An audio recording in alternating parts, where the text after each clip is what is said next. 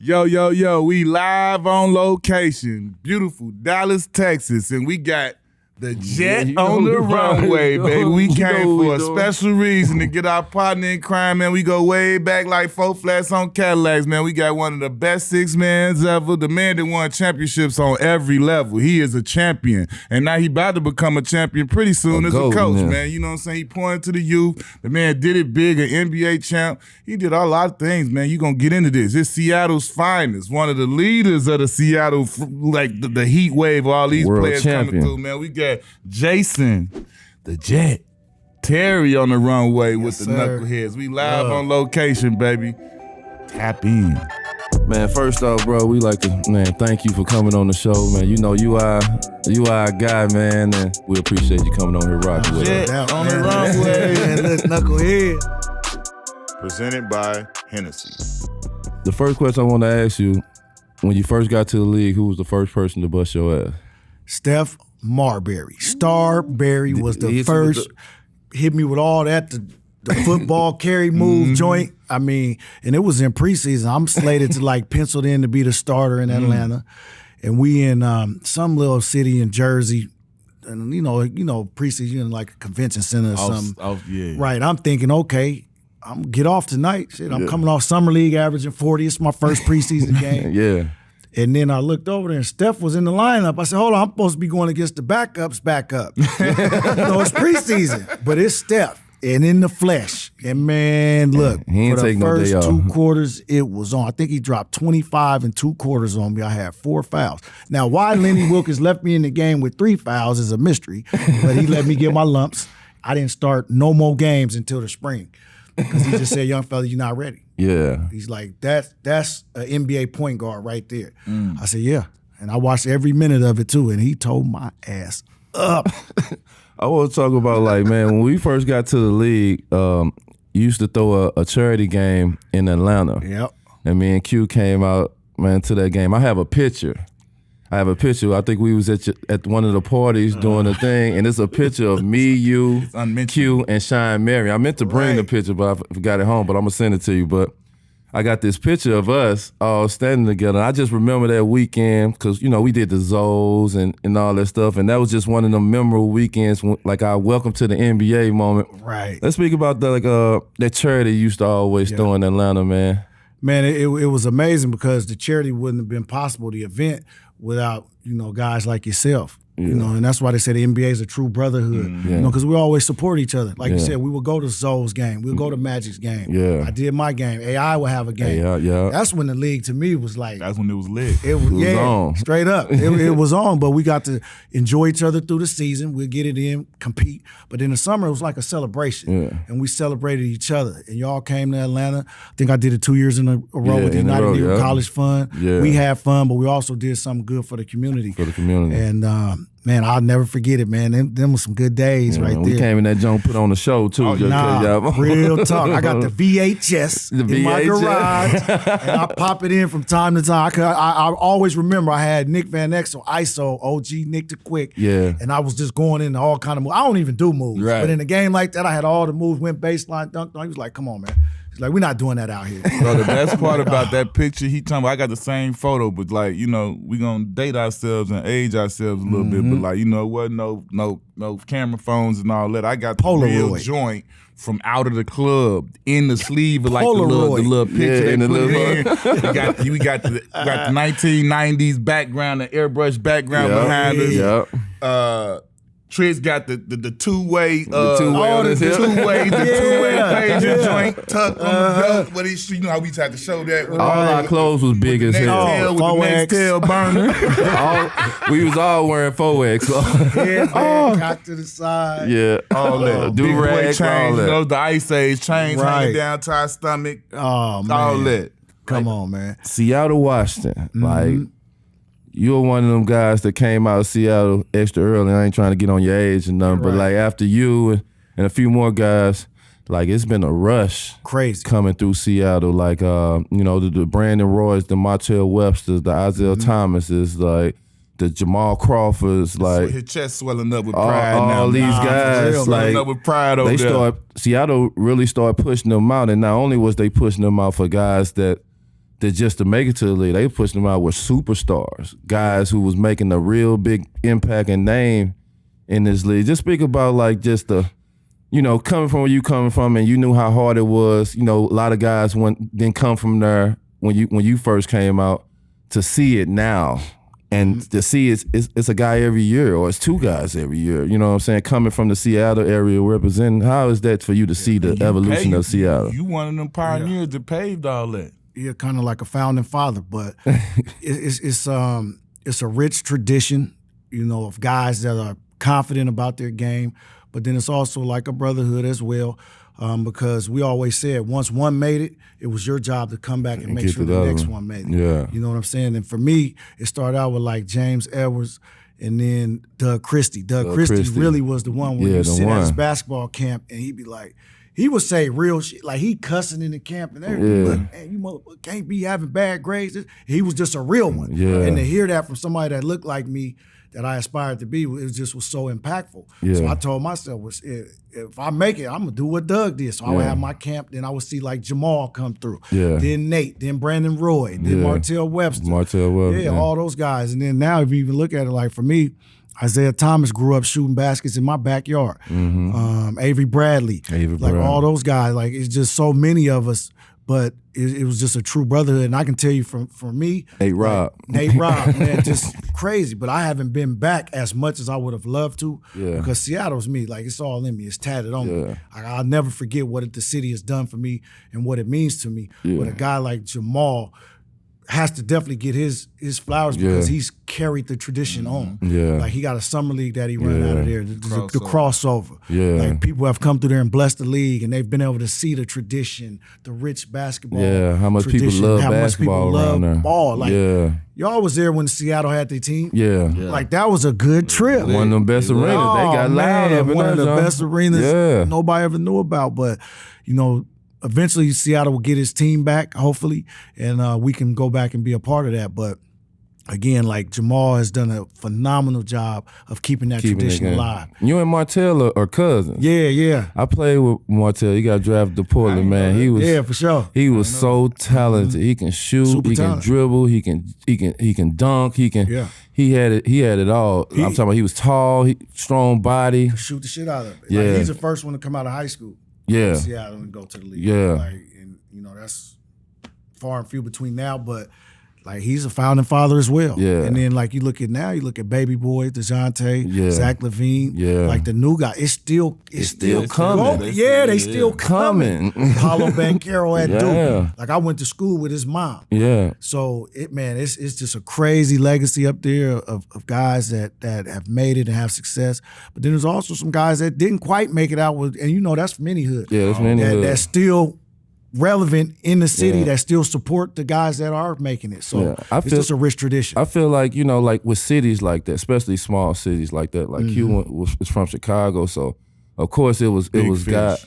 It was always guys coming out of Chicago, but with small cities like Seattle and St. Louis, like way back then, you didn't see a lot of guys go, but when you start seeing, like with us, you know, you start seeing Larry and me and David Lee, and then that created a Bradley Beal and a Jason Tatum. Like now with y'all, like they see you and them guys steady coming, it just builds that legacy of the city. You know, because you can visually see it instead of seeing it on TV. I can see it here. I see Jamal every summer at the joint. I might see Isaiah Thomas here, Nate Robb riding around.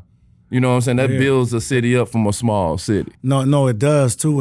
And for you, I mean, you guys didn't have a pro team. You know what I'm saying? But for us, like we had the Sonics. So we had GP at our high school game sitting courtside. Then after the game, he'd slide through in the bins, pick you up, take you to get something to eat, talk about life. That's you know what's what up. I mean? So that fueled us as well. Got to give him a lot of credit. Sean Kemp, same thing. Like he's still riding around with my little brother to this day. They ride through the city. So them guys.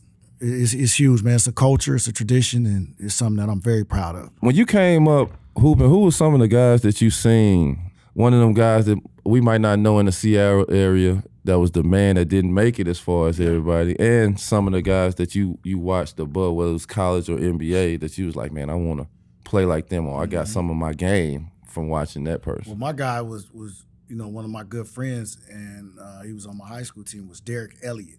The reason why I even knew about Arizona because his cousin was Sean Elliott, and he was cold. He played defense like GP. He talked like GP, and actually him and GP are best friends to this day. Yeah. And he just had it. But like all the college coaches was coming to watch him. Yeah. So look how it worked. I always say opportunity don't go away and go to somebody else.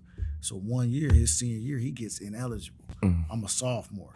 I ended up taking his starting spot. Arizona was coming to watch him. They see me. See you. I get off.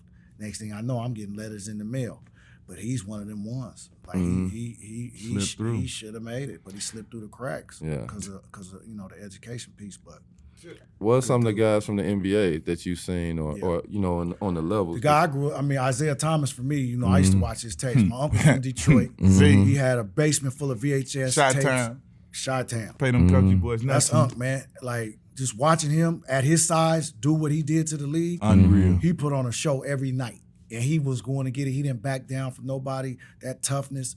Like, that's what I wanted to embody. Him. But obviously, Mike. Who didn't watch Come Fly With Me? It's kind of like Mike is always the one. Then it's like it's the two. You just talk about two because Mike is already just solidified. You always Mike is. You trying to do that on the dunk hoops in the playground. Like, so Mike and Isaiah, for sure. Definitely love AI, but I had to compete against him. But that just what he did at that size. Like, how could you not admire that? Guys don't have to go through this these days because they're in a positionless league now. But when you came up, you were a guy that guys like you always got criticism because you could score so well, but you were a size of a point guard. Like most two guards back then was bigger and taller than you, but you was a point guard size. And just tell us about like the adversity sometimes you had to go through with coaches because of your size, your style of play, and the way you play. Like, it's okay now. They looking for guys like you now, but back then when it was a traditional 1, 2, 3, 4, 5, like some of the coaches you ran by that was just like, man, he don't understand my game or even know how to implement me into the offense the right way. The coaches, the teammates. I've had Hall of Fame teammates go to the coach behind my back and get back to me that, like, man, he can't play point for us. He don't want to pass. He don't want to pass, Yeah, stuff like that. And so for me, and that was in my early years, so one game we're playing Indiana, Isaiah Thomas is coaching. So after every game, I always go back and talk to Unc, and he give me words of encouragement. And he was just telling me, he said, look, man, he said, I don't care what position they talking about. You a basketball player. That's it. Don't ever forget that. That right there has value in itself. You're just a hell of a player. Don't ever let them put you in a position. Yeah. You could play the 1, you could play the 2, but you are a basketball player and a damn good one. To hear that confirmation from somebody like himself, like for me, that's all the confidence I needed. Right. So from that day forward, I just blocked that shit out. I didn't even listen to it. You just did. I just went out there and did my thing. When did you think, like, all right, I'm a hoop. That's what I want to do. Like, we all grew up bouncing the ball, but like, when did you really start to see, like, I could really try and do this? Well, for my first love of the game goes back to like third grade. I go back to the Sonics, like Slick Watts, the legendary Slick Watts. The reason why I wore the head, man. I'm gonna get to that. We gonna get to that. We kind of got that back going. We gonna get to that. But go ahead. So Slicker was really the one. Like, he was my third grade PE teacher, and every day it was hoop though. It wasn't no kickball, tag, none of that nah, we are hooping. And I got to give him so much love for just putting that ball in my hand and making me fall in love with the game. But when I knew I could make it was like going to University of Arizona and seeing the walls and seeing like Damon Stoudemire, Khalid Reeves, Sean Elliott, Steve Kerr, and seeing their pictures, and then they would come hoop with us in the summer. So now we out there getting it, and it's like, and you trying stuff, but you like, damn, like Steve Kerr was in the finals with Jordan. Like, man, can I get my shit off on him? Yeah, but I got off on him. Then I'm getting off on Stide. Stide's still serving me, but I'm still getting off on him. So I'm like, shit, this might be all right. And then we fellowship after the runs, and we chop session, and they're like, you got to do this, this, and this. This how you gonna make it. Okay, well, shit, that's what you say. And so when I started to get that confidence, it was like, man, I think I can make it. And then we ended up winning a national championship in '97. And after that, scouts would be at practice. So now your dream is a reality now. Now Mike Bibby shows up. He highly recruited. He already telling us, like, I'm one and done. So I'm out of here. Yeah. Like, what you mean you out of here? Yeah, I'm in here 6 a.m. every day, 500 makes every day. He wasn't going to class. He was in the gym. He putting that work in. Yeah, he was putting that work in. I'm enjoying the college lifestyle. No better place. See, these don't know nothing about that. You know what I'm saying? But I'm enjoying the college lifestyle. Yeah, right? Big man on campus. Big man on campus. So, but eventually I had to take his routine, put it into my regiment. Yeah. And so you took the young fella's routine. Yes, sir. 1 dribble, 2 dribble pull-ups, 500 makes a day. Yeah. If I was still hooping, I'd still be doing that same routine. I did it for 19 years in the league.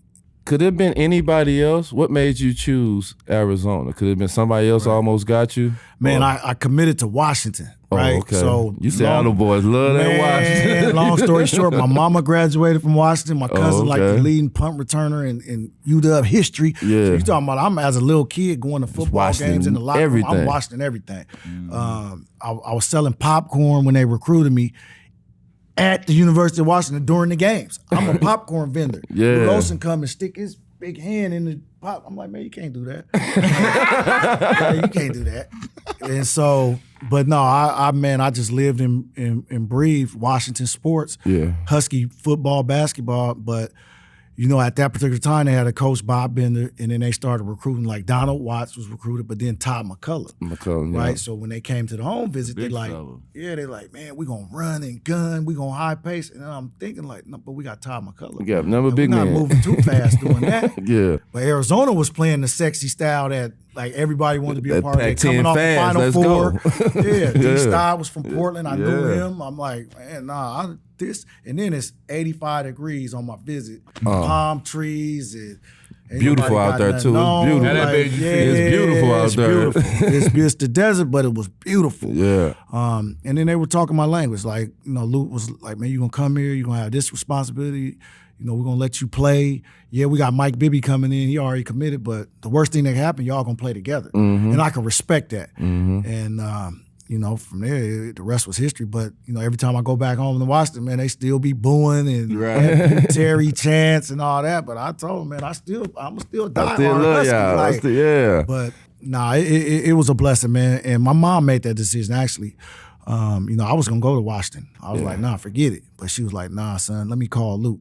Called Luke. Luke sent for me, took a trip, and the rest is history. Let's talk about Luke. Luke, one of my favorite people. Every time I see him, he the same guy. He always had that smile. Yes, like, man, for him to, you know, like Arizona wasn't a crazy winning university at first. Right. Luke kind of brought that winning mentality, and he had so much talent. Yeah. Like so much talent that guys, like other teams or other people didn't know that y'all was that good. You know what I'm saying? He's steady bringing them in. Y'all started something with that. Just talk about Luke, the way he coached, his style, how he was a player's coach. Because everybody I've seen talk about him be like, nah, he's for the players. Well, he a player Luke's coach. One of the biggest motivating factors for me, behind me wanting to pursue my coaching career. And that's because, like you said, a player's coach, the way he handled us as young men. He made us accountable for our actions. But he also was a truth teller. Like, you know, he had full transparency. What he wanted your role to be, how he sees you fit in his system, you know, and then, you know, for him, it was how he brought people together. Like everything was a family, but he would get guys from Chicago, Seattle, everywhere, New York. He'd get everybody and bring them to this desert, right, where you couldn't easily get back home and go somewhere. So you was stuck. You was there. You was there. But I mean, just the time spent with him. Like, he was my father away from my father. Like, you can go to his house, you can go into his office, door always open, have any kind of conversation. And to me, that type of relationship at that particular time in my life is what I needed. That type of male figure. Yeah. And so, you know, he'll have a forever lasting impact on me and my career. What were your conversations like with him when you were getting ready to leave school, when you were making that decision? How did he help you in that process of you making that decision, what you was going to do? Well, he helped me because he said, you ain't going nowhere. And he let everybody else leave. So I actually stayed my senior year. But his thing to me was, he said, I have to see through what I told you I was going to do for you. He said, if you stay and come back next year, it's your team. You'll play 40 minutes if you can, and we'll go as far as you take us. Yeah. And my senior year, my freshman was like Richard Jefferson, Luke Walton, Michael Wright. Michael Wright. Yeah, rest in peace. Rest in peace, Mike Wright, Chicago. And then A.J. Brownlee was the only other senior. And so it really was on my shoulders. Yeah. And I ended up being the player of the year in the nation in the Pac-12. And man, he let me shoot every ball. How was that though, to get to that point to it like now, like, you know what I'm saying, you didn't really paid your dues, you didn't watch this guy go, make it, this guy go. Now it's like, it's your time, and it's like, you got to do, how did that feel? But it was a trust factor. It was the relationship that he had built up in me, and he never told me something that never came true. Yeah. And for me, it was like, well, man, coach, man, I believed in you this far. Why should I stop now? Because I easily could have came out and been like a late first round, 25th, something like that. But like he said, just trust me. How was your confidence after y'all won a championship your sophomore year? Oh, you coming back your junior year, like how much did y'all shit stink? Oh man, through the roof. Because again, like we over exceeded expectations. We win it. We on, man, it was rock star. So now it's like every time we stepped out there, man, we the best. Yeah. Like, I don't care who you are or what you thinking, but our whole team came back. Yeah. Really, Miles Simon should have left. He was the Final Four MVP. Yeah. And then it would have just been myself, Bibby Dickerson, and Bramlett. But Miles Lauren Woods played. Lauren Woods was there, but he had shout to out sit to Lou, out. baby. Shout out to Lou, big he had Lauren. to sit out. I'm going to tell you the other reason was had us. Tap me out hard about no damn player from St. Louis. Michael Wright from Chicago. I ain't just do I just like gave that. Love, though. Right. Yeah, come on. but what really gave us confidence, we was getting Stack Jack. Stack Jack was on campus for a month in October, and he was getting ready to rumble with us, but then his test scores came, he didn't qualify. So he ended up going. That was when Bill Mama brought him out there. Brought him out there, man. Michael Dixon's been strong his whole life. Huh? Oh, his whole life. I don't know what they fed his baby formula, but yeah, he looked like he was built like a superhero. So, I mean, when I first got to stronger when he got to the league. Man, when I first got to the league, he played with Vancouver. Special. He was so strong. I didn't mean Mike that's Dick. my brother, yeah, Mike Dick. Mike that's Dick, another reason man. why I came to Arizona as well. Even though on my visit, he was crying on the payphone. He had a whole bag of quarters. He's sitting on the payphone like, man, I gotta get out of here, man. He crying like, I gotta go home. This ain't it. Yeah. And I was like, damn, Mike, is that bad? It can't be that bad. Yeah. He was like, nah, I gotta get out of here. But he ended up staying and worked it out. And worked it out. Cause he man, y'all fit so perfect. Nobody did the same thing. Everybody seemed like they played a role. Repping the high side. That's why. Yeah, repping the high side. Yeah. His career got cut short, but he's one of the greatest players to ever come out of Washington State, for sure. The year y'all won a championship in college, like, what clicked? Like, what between that, like, clicked? Because y'all won the favorites. No. You know what I'm saying? You know, they always got the North Carolinas, the Dukes, and all these, the Kentuckys and all this stuff. They beat Kentucky. Like, but what clicked? Because I remember, like, it seemed like it wasn't nothing. Then tournament time came around. It was like, yeah, they popping everybody. Right. Well, for us, I mean, at any level to win a championship, you have to star in your role and get everybody to buy into that equation, that formula. And it took for us to get to the NCAA tournament before we realized, like, okay, Jet, you the sixth man. It was JT at the time. You the sixth man. Mike D, you our leading scorer. Miles, you get it done in the clutch. We coming to you. Mike Bibby, you do your thing. Biggs, y'all set screens and rebound and block shots. Once everybody bought into that, shit, we just start clicking.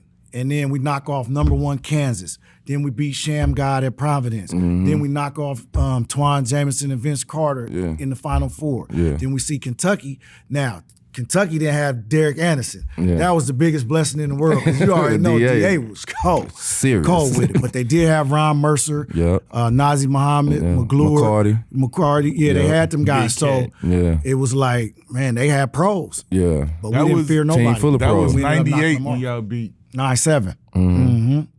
Okay, right. Yep, 9-7. When did the high socks become popular for you? Man, like you was one of the guys that the reason I wore high socks sometimes because I used JT used to have these high socks to his knees. You can't even see his legs. He's just out there moving. That was the whole design and purpose. You don't want to see these bird legs, these little skinny little bird legs. So I seen a picture of my pops in a yearbook, and to pay homage to him and tribute to him. And highest level he played was high school, but I really loved balls. Like I'm gonna rock him like Pops. But in high school, I would do one leg up, one leg down. But that was Kerry Kittles and Reverend Knight. Yeah. So I was always looking for the next thing to do. You know what I mean? Yeah. Like, you know, baggy shorts, Fab Five, black socks, Fab Five. Like we just always wanted to emulate greatness. Yeah. And so, but then I was like, man, okay. You got the one skinny leg sticking out, man. Just cover both of them. Then I'm wearing like 5 pair of socks. Yeah. Because I hated the way it felt. On the shoes. You got to wear 2 pairs of socks. You got to have some cushion. Yeah, that's why these toes look like that now. Exactly. Them stop and go. So, nah, the high socks is just a part of me. So, like you mentioned earlier, you said that, you know, slick watch was why you brought the headband. But I feel like, in a real way, your class, our class, when we got there, we put it back on the map and put it back in the NBA to where we forced their hand. Because you remember, we was able, when we started doing it, you, me, him, whatever, we could wear a Jordan headband, an Adidas headband, a Nike, our own headband that we brought in just plain white or blue or orange or whatever. But like, once it took off the way it did, we couldn't wear numbers. Because you remember we used to be able to get our numbers and our initials on our wristbands and everything. Like once the league and Davis started on you gotta respect them. They smart. They said, nah, that's money. Yeah. And they took and they said, y'all, no more Jordan, no more Nike, no more Adidas. We're gonna put the NBA logo on here, and this is what y'all can wear or y'all can't. Remember, we used to be able to wear our own socks and everything. Nike, Jordan socks, whatever. Anything you wanted. That thing all went and changed it. Well, that goes to the business of basketball, and that's when you really understand, like, this thing is bigger, you know, than just us. Yeah. Right? You're part of something bigger, but I'll go back to, like you said, remember the dress code. We didn't have a dress code. We was coming with throwback jerseys, sweats. I still got anybody want some of them?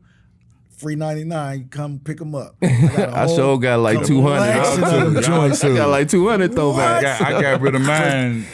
Man, I still got my job. But it was no dress code. Headband, do-rag, whatever you wanted to do, however you was comfortable coming to work. Then they changed that. Now you got them big walking suits and the Steve Harvey edition suits. Yeah. But that was just the evolution. Like when we first came in, everybody that was in the NBA from, I would probably say like 99 to probably like 2000 and at least 4 or 5, at least 4. Everybody had them Donald Pliner shoes and them damn Walkers. Them Walkers. The Walker game was right. Hey, boy, listen, when these people hear the Donald Pliner shoes, everybody gonna know what I'm talking about. Hey, them guys made a lot of money off the NBA, the dress guys. The guys was buying suits, Walkers. Guys was buying a whole package of stuff. 10 suits. What was your boy in LA name? Used to be in the hallway for Rook. Hey, I got that good stuff for you. I got a deal for you. Rook always has something for you. Don't have the homies with you because he gonna have them. Come back to the room. The homie got a whole wardrobe. Hey man, hold on, Farouk. Don't put that on my tab. Right. Farouk come with an invoice. Farouk, hold on now. I ain't seen no price tags on none of these. You leaving. Farouk got a bill for $10,000. Hey, Farouk used to start getting the suite in the hotel we was at. Straight up. Full of clothes. Like, shoes, clothes, man. everything. Yeah, but AI really set the trend for us. He's an iconic figure. And when you talk about just being who you are, that's what it was for us. He made it. We were being us. Yeah. Like that gave us our identity, the headband, right? The long and socks, he took all of the brunt of it for us. Like when they got through with him, he was like, on the headline. Now it's cool. Like he stood there and was the catalyst and took it all, and then it was like, now we could do whatever we want. They ain't gonna talk crazy. Nah, for sure.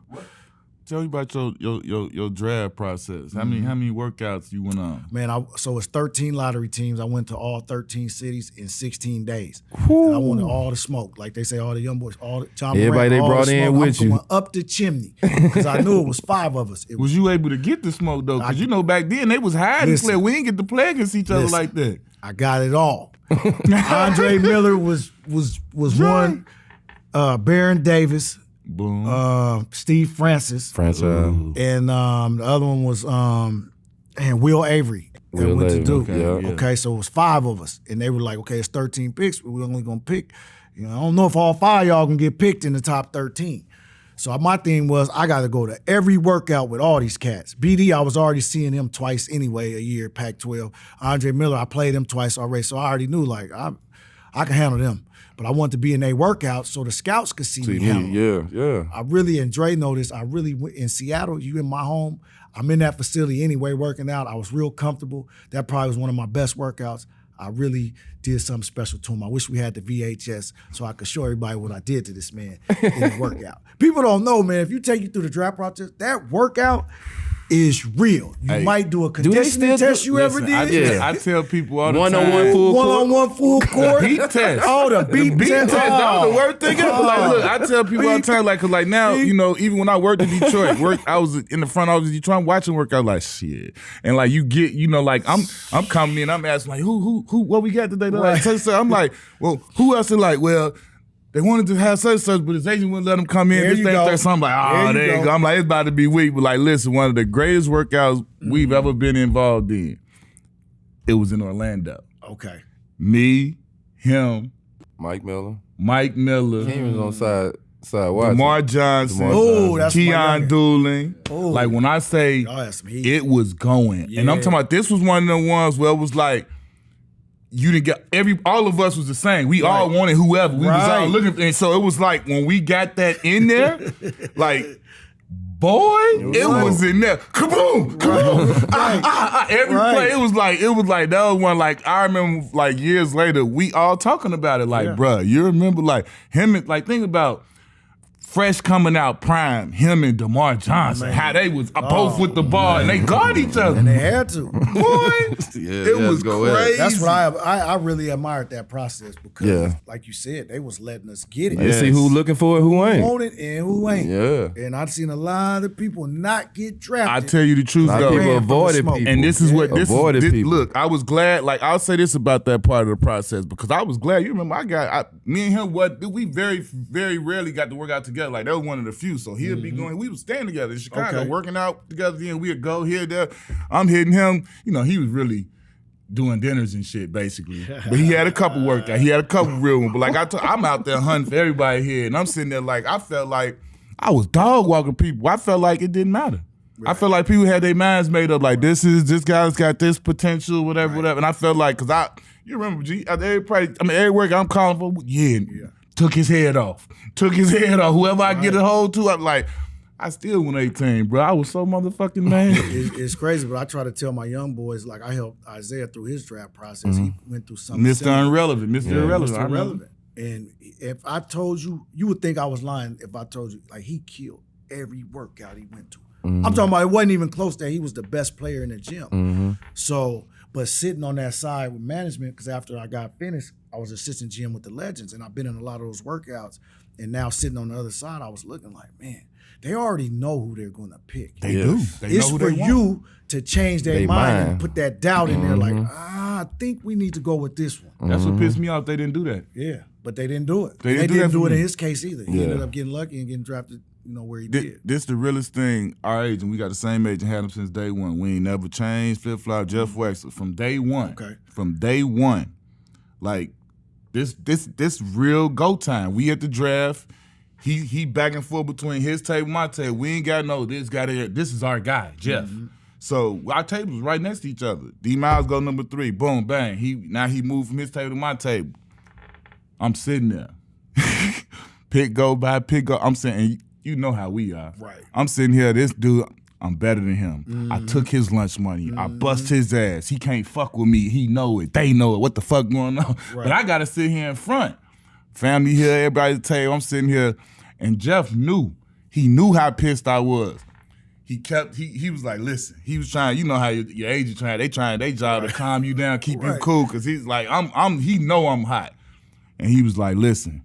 He was like, this was before I even got picked. This was like, well, I thought I was gonna get picked at like, I thought I was going to Boston, one of them earlier picks, like Boston, because I thought I was going to once the lottery passed, that was, to us, that means something. Lottery passed, bro. That's I was a guaranteed meal right he there. Came over there. He came over there, and that's when we had to step aside and talk. He said, listen, I want you to remember this. He was like, this is not a sprint. He was like, I'm talking about all of this. He was like, you looking at guys getting picked in front of you right now. You feel like they got the one up on you. You like, this whole thing. He was like, I'm talking about you starting out a career. He like, it ain't no sprint. Right. He was like, you want to finish ahead of them at the end, no matter whether it's 5, 10, 15, 20 years later.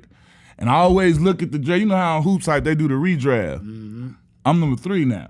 Wow. You know what I'm saying? Like, so I'm like, it's proven. Like I always knew, but like, we got to do a redraft after I ain't even in the league no more. No, that's crazy. But I'm telling you, being on that other side, you see it happens. They miss. You understand? They miss the failure to evaluate talent and forecast like where this kid's going to end up and the impact he could have, right, in the league. Like they miss. They do it all the time. And they watch. Think about how many times they seen you play. I've been over there. I'm sitting there at games like, man, they ain't got it. Like it take me 5 minutes to evaluate talent to know if he got it or not. Like I might get tricked. I might get tricked, but he ain't got it. Now I'm gonna tell you. I'm looking how he moving. I'm gonna tell you what had me not in position to be a pro scout, because like this was my pet peeve of everything. I swear to God, you done heard me talk about it. Like I don't want to sit here in no room of people and argue over a player to be arguing. Like before we start arguing over him, like can he boogie? Right? Can he hoop? Right. Or we just gonna argue over some mute points because if the motherfucker can't hoop, I don't want to talk about him. Let's flip the page to the next one. Like, why we about to sit here like it would be you done been in them meetings. You'll sit there and have a 20-minute argument over a motherfucker that nobody cares about, but we just got caught up on some little words that he said that I want to say. Man, why we talking about him? Right. Can that motherfucker hoop? Because the analytics told you so. But the Analytics don't tell you when that clock is winding down with 10 seconds left and Kobe's looking at him, is he still going to get to his bag? It ain't even about that to me. You want to know what it was about to me? And I don't, like, because, like, you know how it is for us. They tell us as ex-players, you can't walk in the door with your resume. Oh, man. To a certain degree, I understand it, but why the fuck wouldn't I walk in the door with my 13 years and my whole life of sitting next to people and understanding why certain teammates work and certain don't? And I know why y'all don't, because just what you just said, y'all got the analytics. You ain't never had no teammate. You been with your fucking computer by yourself the whole time. Like, you know what I'm saying? So, like, no, I'm just being real because I've sat next to a motherfucker my whole life. Teammates. I've had teammates my whole life since I was 5, 6 years old. I think I have something to say about this that might help, motherfucker. Like, you haven't had a teammate. I have. Right. I know why he worked with this guy and he don't mix with those guys because I had teammates like him before. You know what I'm saying? No, like, that's real. You might want to listen to that. Oh, they will. When you walk out, then that's when they go nuts and be like, see, yeah, we got to do like he said. But they ain't going to give you the credit for that. Steal your ideas. All day. You got to protect that jewelry, baby. You better protect it. You got drafted to Atlanta, and Atlanta is not like every other city. ATL. Atlanta is a place that like our black show. You know, when you get to a city like that and you just see most of the population your color, most of the people coming to the games and the whole environment and the culture. Right. How was it to go to Atlanta after, you done been to Arizona and you done been this place, but you get drafted to Atlanta and like I say, Atlanta is a different culture than every other city in the United States. Yeah. Like, how was that for you? Did it feel like at home, like I'm around my people? Like, how did it feel for you? Well, for me, coming from Seattle, which is sort of a melting pot. Like, we have a huge Asian population, white population, and black, so it's kind of mixed a little bit. To come down there and to see us, like, police officers, black police officers, black judges, just a lot of us. Black people with money. Positions in power, black people with money, successful entertainers, actors. Black but then, like, you didn't have to go to their neighborhood. They're like, wherever you at, wherever you at. Yeah. We'll go eat. We'll go to right. Name it. We'll go wherever. They gonna be there. Yeah. Like you in Buckhead, they there. Yeah. And we would all go eat. We'll go out. We'll hang out. Yeah. And we was all friends, and it wasn't like nobody was trying to show nobody up or nothing. We were just all having it at that particular time, man. For me, man, it was a great experience. Like, I wouldn't trade that for nothing in the world. I don't even know if I could have got drafted to another city. I don't even know what that would have been like. You know what I mean? But I know being around Mike Vick at the time, right? Allen Iverson was in Atlanta. He wasn't playing there, but he was always there. Right. Ray Lewis, right? BMF. Yeah. Like, these are all the people, Too Short, everybody, Jermaine Dupri, like, name them, Nelly, all of them, Ludacris, T.I., Jeezy. Like, there was all our circle of guys that we hang. Like, 1 o'clock hit. When they show up to the club, we showing up to the club. Like it was no secret. But we ain't called ahead and been like, yo, we gonna meet here. It was just a brotherhood. Just we meet it. And when we seen each other, we always looked out for each other. Hey, y'all ain't got the table yet? No. Hey, come on over here and get. You at our table. Y'all ain't got no. BMF bought all the bottles. Okay, we go share with them. Yeah, like, it wasn't no. It was all love. Yeah, and to me, you miss that now. In cities. Like, yeah, it's just not that. Like if you were to go out nowadays, you really don't see that. They embrace together. It's more of a combativeness. Competition. Yeah, like, oh, we over here. Nah, we all together. Yeah. Like and it was a celebration of life. To me, that's what it was. My time in Atlanta. We all alone. We all made it. And you missed that. But it was a special time in my life, man. I'll never forget it. You was in a position where I felt like you in Atlanta, you started to play good around your contract. Mm-hmm. Yeah. And I think they offered you a big amount of money, but you passed it up because you like, shit, I deserve more than that with what I bring to the table to this team. You passed it up and then you just played another year and then you get traded to Dallas and you weren't able to get that money. Tell us about that process of that whole thing of stepping up and betting on yourself of like, man, come on, I bring too much to the table and I play too hard for this team for me not to be in the position. Y'all telling me I'm what teams do, they tell you're the franchise player, but sometimes back then they didn't want to pay you as the franchise player. So 2 times in my career where that's happened where I was like, and it shouldn't have been like this, but I kind of was at my lowest point. Yeah. Like where I'm literally just sick, like don't want to go out, don't want to be with my friends, my family. It's during negotiations because you know your worth. Yeah. You know what you did out on the court. You know about when you was in the meeting. Like for me, with my agents, I sat in on every meeting because I didn't trust what my agent was the information back. I want to hear it myself. I want to hear it from what Stan Caston is telling me. So I'm in there in one conversation. He's like, well, you know, if you was a shooting guard, we would pay you top 5 in the league. But you're our point guard. And I'm like, what do you mean? I'm averaging 20 and 6. Yeah. But so what are you telling me? Well, you got to be a point guard. So then I go out the next season, I average 17 and 7. You said you want me to be a point guard, so pay me like that. Andre Miller gets $55 million. I'm like, well, what are we talking about? Well, we got 24 for you. Well, no, that's half. Well, what he got? Half of what he getting. What you mean? Well, I say, listen, man, I'm just as good, if not better. I got to get paid as such.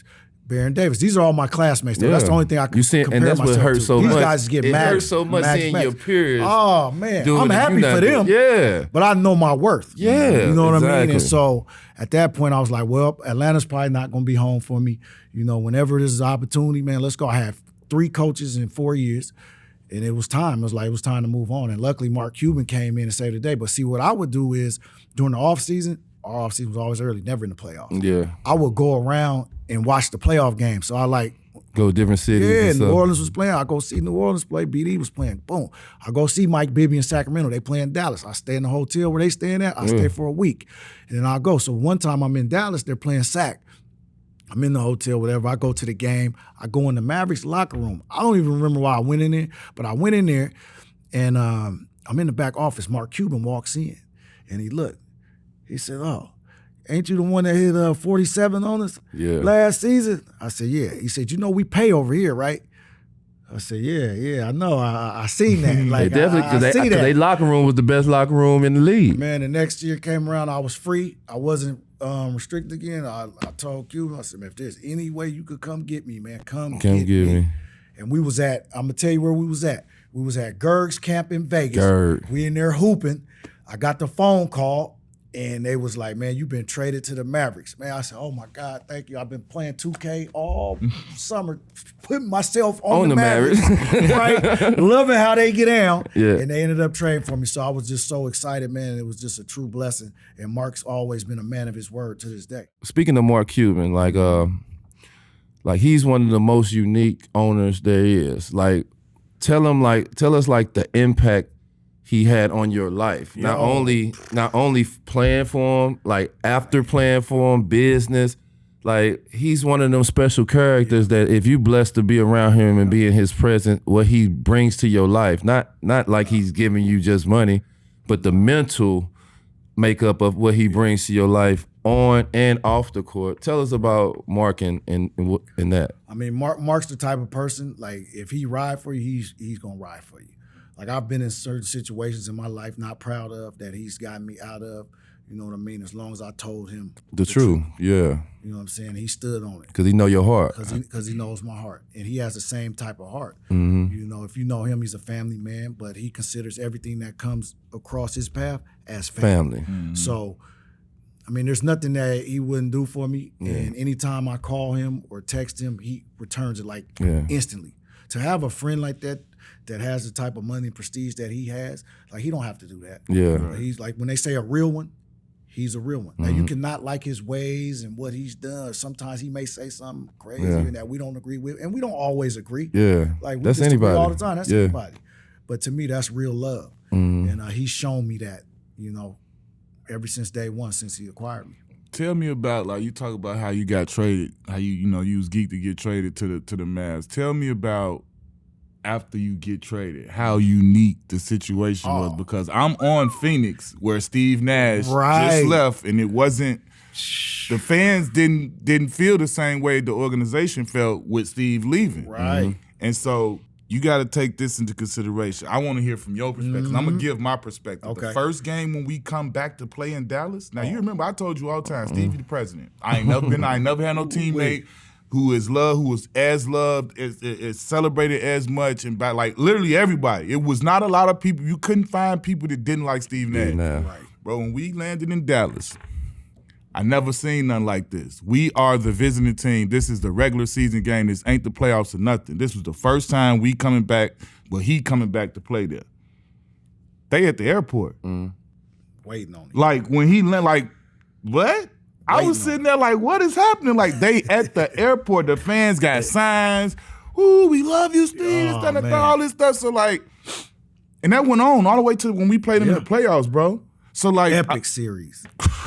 Like I want to, and this is the thing. Like even from my perspective, like you know what I'm saying. Like I gotta salute you and give you my flower because he moved into a situation that he didn't create, wasn't his fault, and it would had to have been some friction towards him, not because of him, just because how much they revered and they loved Steve.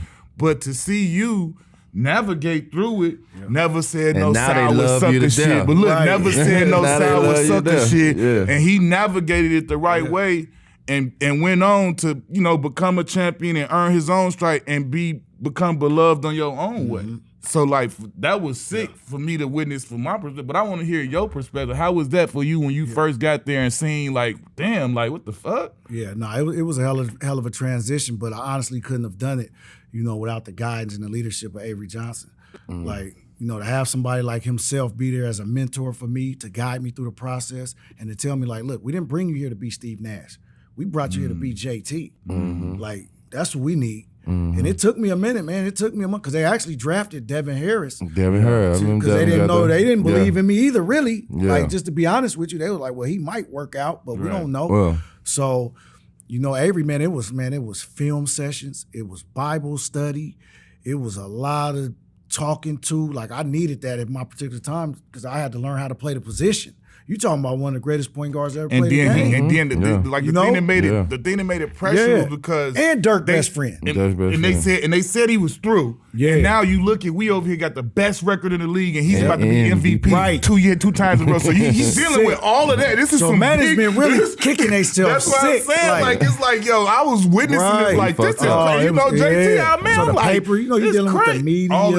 All of that. It was a lot of that going on. But mentally, man, I had to stay strong. My faith has always been in God. And understand, like, look, opportunity don't go away, it go to somebody else. How can I make the best out of this situation and maximize and be me? Like, how can I do that? So that's why I remember I went from JT, so now I throw on the jet persona. Yeah. So now I start flying around and then people start calling me, and then it just took off. And then we started winning, but first we had to lose first. I always say that. We beat them in the playoffs. I always say that. You have to go through some type of adversity. To realize your greatest successes. And that playoff series, man, that shit. That shit was tough, pitch, boy. Because I had to guard him. Yeah. He wearing me out, but it had nothing to do with me and him. It ain't between me and him. It's him. He proving to Cuban, to the city, to whoever want to listen. He wanted to prove to everybody, like, man, y'all should have never. And let me tell you, paid me. That was. Did he ever talk about it? This one, I'm about to tell you, that was he didn't need to. Like, you know how, like, you watching games on TV, Right. you like, well, you know, guys, teammates want to get it. Like, that first game in Dallas, nothing needed to be said. Because the type of dude he was, you remember how I told you how I signed? Like, the man shaved his contract and gave me money when the salary cap came in. Like, I don't even know Steve Nash right now. It's just like the salary cap came in lower than it was supposed to be. He was supposed to get X, I was supposed to get X, and then they going back and forth trying to figure it out. He like, what the fuck is we arguing for? This is what's taking so long. He like, take it out, man, put it on, man. Everybody in the room looked at him like, $1 million. What the fuck? That's like $1 million or something? I don't even remember. It was definitely over more than $1 million. But like that, from that standpoint right there, Q Rich ready to run through a wall. Yeah, the bodyguard now. You know what I'm saying? And so like it happened, and it wasn't like he did things like that. It was just like the person he was. Everybody was like that. So when we got to that game, it was like we all about to run through the brick wall for him. You gonna win this game. And so like, bro, when we got to that playoff series, bro.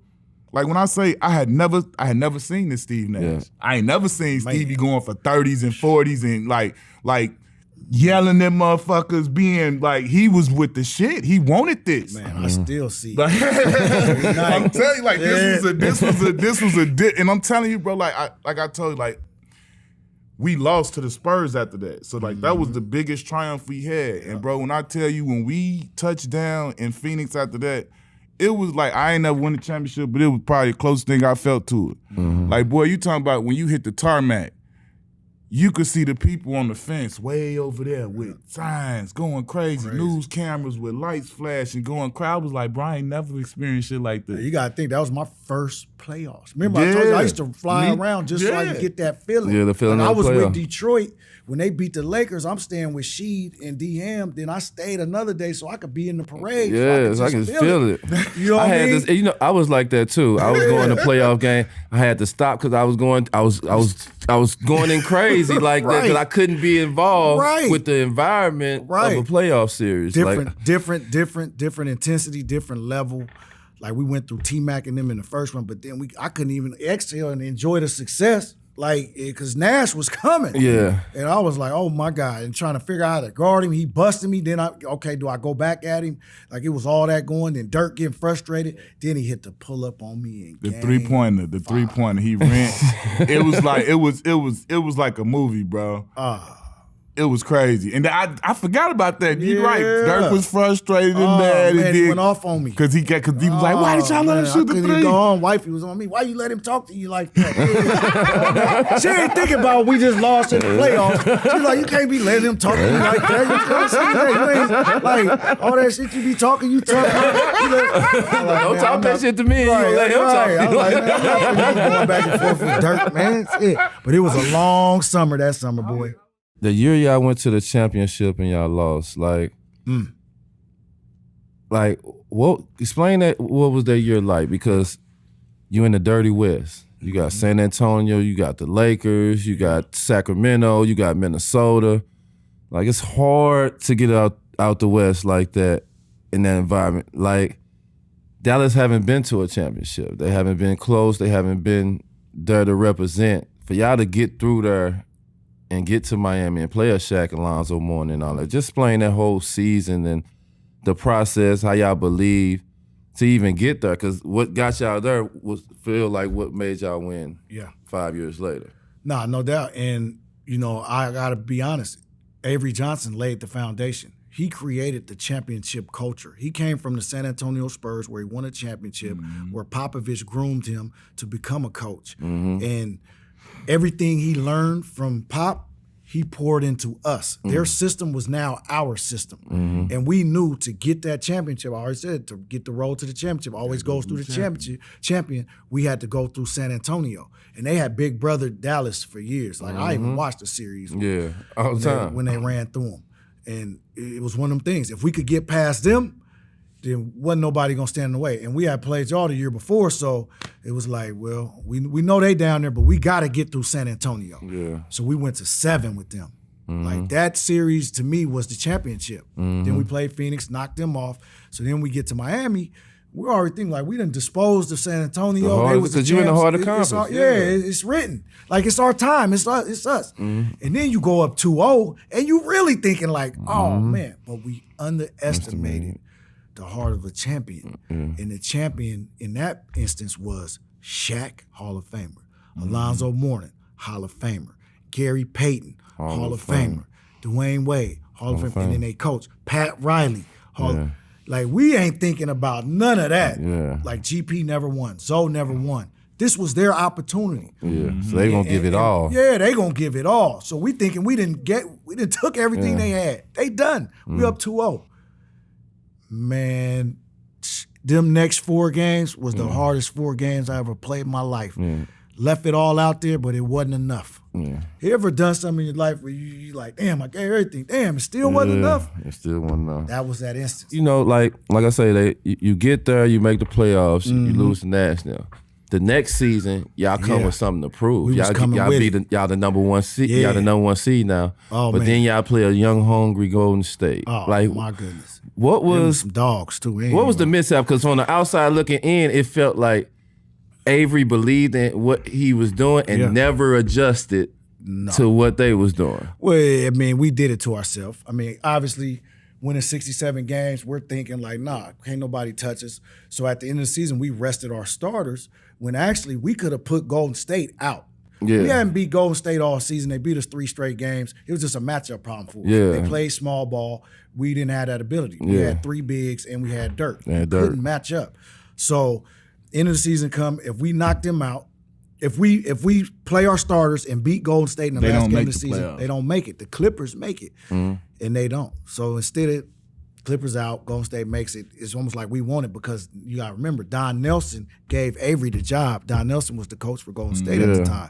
So I don't know if it was like, man, we trying to prove something to Nelly or whatever, but that's what happened, and we got what we asked for. Yeah. Because them boys was hungry, Stack Jack, Barnes. That's all they had. That's all they had in them was one series. This was B. Diddy. Yeah, that was B. Diddy. That was B. Diddy. Getting it. And wasn't nothing we could do. Like, we couldn't stop him. We ran into a buzzsaw. And like I said, but that year out of all the years was the year like you thinking, like, okay, we just lost in second. Oh, no, we had just lost in the finals. In the finals. And we're like, we going to get back. Yeah. And, man, it took 4 or 5 years before we got back, man. It was that long. Yeah. When y'all got back, which I feel like one of the most impressive thing to me about you in that season is you played all 82 games and you went all the way to the finals and played like in every single game. Like that wasn't the most impressive thing he did that season. No, I'm not.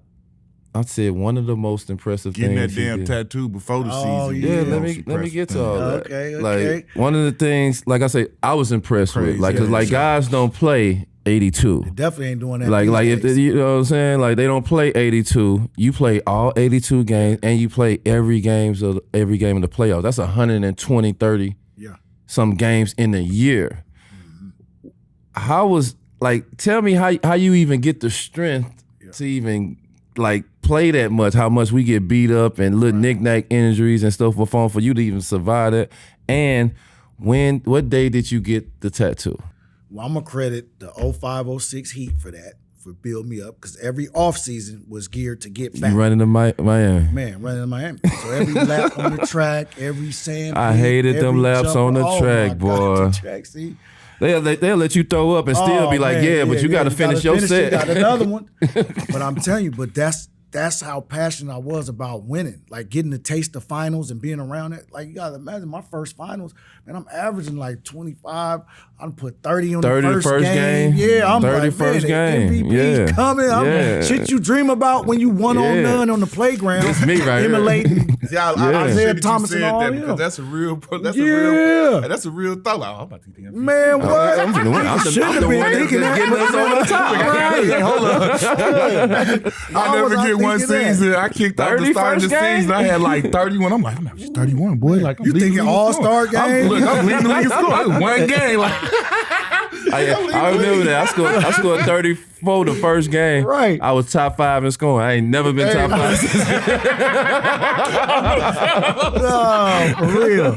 But there was thoughts that go through your head. But just getting back. So, you know, you before the season, you know, you look over there, you got Tyson Chandler. Okay, we ain't never had an athletic big man. That's the player of the year. Play D. You know how Tyson, he come in, how he talk. He rebound, he attacking that bad. Like okay, Tyson, we playing now or later? When we gonna play? Yeah. Like he talked to you like that. So I'm intense.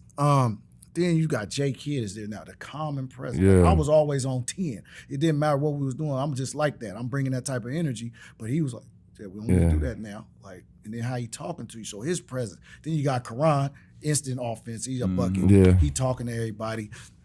I'm like, man, we got something. We man. deep. We had to. Then you got Tricks.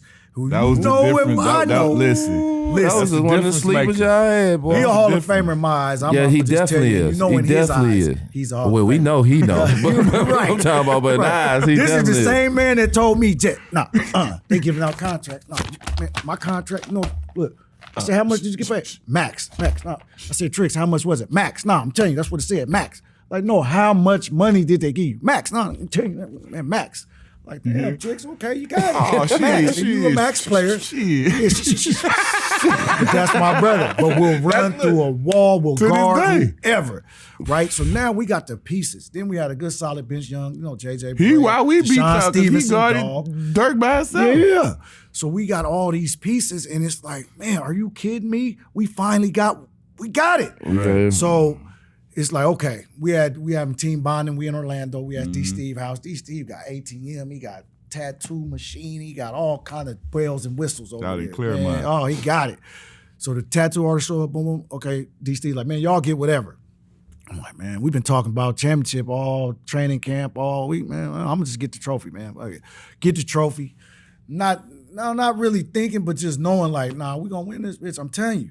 Man, What was the players' reaction? Your teammates and everybody's reaction? Oh, they laughing. They laughing. Yeah, they laughing. I showed it right at Orlando, right after everybody bringing in 1, 2, 3. I say, hold up, coach, check this out. Pull my shit back, take the tape off, and they see the trophy. Boom. They're like, Jet crazy, man. What is he thinking about? Okay, cool. You put it in that shit. Right. So we getting through the season, boom, have a little turbulence, get through that, boom. Now we get to playoffs. Now cats is thinking. So I put the picture, I had them screenshot the picture, boom, I put it in everybody's locker. The tattoo, say everybody locker. So now everybody's looking at it like, damn, he's serious. Like, he really want this. Like, nah, yeah, for real. Because Jay Kidd ain't got many years left. He done been to the finals twice, ain't won. Right? Tricks, you ain't been. We knocked you off. Right? D. Steve and them, they coming from the Wizards. They ain't going nowhere. Yeah. Tyson, he done been defensive player of the year, but he ain't won nothing. And Dirk need this for the end of his legacy. Dirk needed. He needed, because now the talks is KG got one, Tim got multiple. Yeah. Are you really who you say you are? Right. So he trying to live through that. And then you got Carlisle. He was in the Eastern Finals 2-3 years, and then they fired him. Yeah. I've never seen that before. So we all had something to prove. We all had a chip on our shoulder. And it was like, man, the time is now. And that was actually our motto for the season. The time is now. And so, man, then getting there, like you said, getting to Miami, like it didn't matter. Like they talking about, I'm LeBron. This, man, y'all believe in all that hype. Shit, this is the same Miami team. They got the same ball boys. They got them big ass rings. That's ours. The equipment manager, they in there flossing their rings. I'm like, okay, right. We not leaving here until we get that ring, man. Let me ask you this. Did y'all beating the Lakers' ass with all that hype, with everybody expecting the Lakers to beat y'all? Y'all beating the Lakers' ass, did that prepare you for the hype around Miami? Well, you know the motto. And I say it, you can finish it, but the road to the championship go through what? Yeah, go through LA. Right, go through the champions. They was the back-to-back champions, but all the whispers was, it might be Phil's last year. Kobe ain't really feeling Powell.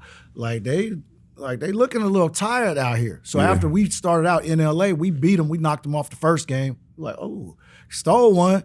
Yeah. Okay. And then now Jay Kidd's giving us the confidence. He's like, that's all we came to get is one, but shit, why not get two? Yeah. Boom, knock them again. Oh, damn, we're up 2-0 and we going home? Oh, yeah.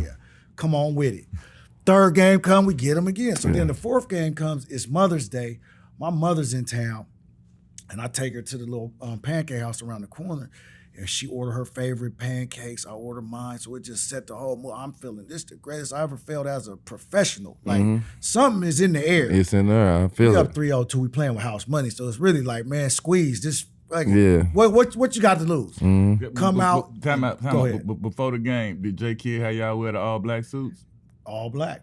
Okay. Any closeout game. It was a This funeral you gotta know that about day, J huh? Kidd. This you gotta know about. I found this out when I played my last season with the funeral that day. Anytime J Kidd get to elimination game, All black everything. all black everything. All black everything. Go ahead. How was Dirk acting after he seen the video of LeBron them making fun of him about the sick stuff? Oh, he was really sick though. He wasn't. I know he was really sick, but he wasn't tripping. He was saying like he was pissed too. Man, he was pissed because he was sick. Yeah. Like, if you knew Dirty, he couldn't be sick. Like he never got sick. Yeah. Like he had to. The shit's so disgusting. But he got the thing where you spray his nose and And all that. that. It's like he never got sick. Yeah. And he's like in this moment, like it just can't be. So he didn't even entertain LeBron and D Wade doing that. Like people like Karan and D Steve, like they talking shit. They ain't like that. Look at them, they clowning us. I'm like, man, we ain't worried about that, man. Stay focused, stay locked in. What was you saying to LeBron? You made rap songs for talking shit. No, it wasn't me. It wasn't me. I wasn't saying that. I let D Steve and them do all that. Yeah. Like they did all the talk. See, my talk was so Dirk called me out after game 2. We go home. It's game 3. Actually, it was 1-1. Game 3, we lose. So after game 3, he called me out because I was only averaging like 15. But LeBron's guarding me. We hadn't really designed nothing for me to run around and get off. I mean, I'm not ISOing LeBron. Straight up. I'm doing that. Big motherfucker. That's not even our game. Right. Like, so I ain't really doing nothing to help me get off. But okay, it's all good. Okay, I got something for that. All right, cool. I tell the media, he guarded me for 3 games. He can't guard me for 7 though. It's a 7-game series. So then they took it out of context, like I'm me and LeBron. It got nothing to do with him. Like my man called me out. I'm really talking to him, but I ain't talking to him. Yeah. So now I'm in my own thing. Like every time I touch it, I'm squeezing. Yeah. He don't know that, but that's what I'm doing. And when I get in that mentality, it's on. It's on. There's nothing you can do. Let me ask you, Dirk, the playoff run and the ass busting he did them whole playoff. Yeah, like, have you ever seen that great of basketball consistently? Never seen it.